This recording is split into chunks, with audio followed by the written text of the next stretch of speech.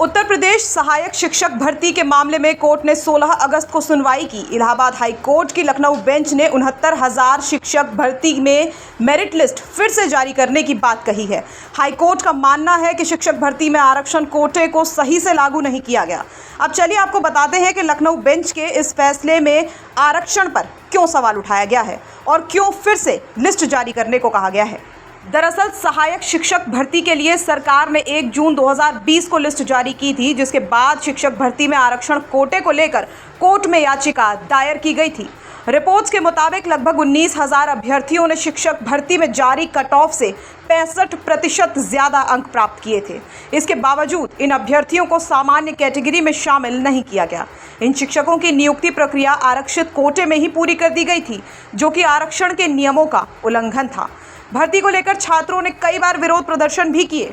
जनवरी 2024 में प्रदर्शन में शामिल अभ्यर्थियों ने बताया कि 2019 की 69,000 शिक्षक भर्तियों की लिस्ट में आरक्षण का घोटाला किया गया है। 29 अप्रैल 2021 को राष्ट्रीय पिछड़ा वर्ग की रिपोर्ट आई। इसमें माना गया कि 69,000 शिक्षकों की भर्ती में आरक्षण घोटाला किया गया है।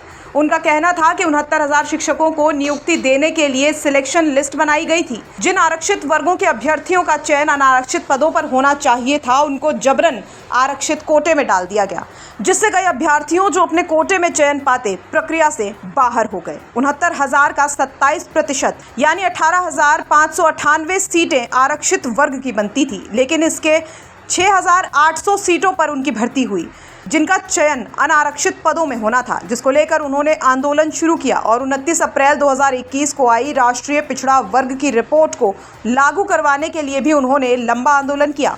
बता दें कि यूपी सरकार ने दिसंबर 2018 में 69,000 शिक्षकों की भर्ती के लिए नोटिफिकेशन जारी किया था। परीक्षा जनवरी 2019 में आयोजित की गई। भर्ती में 4,10,000 उम्मीदवारों ने भाग लिया था।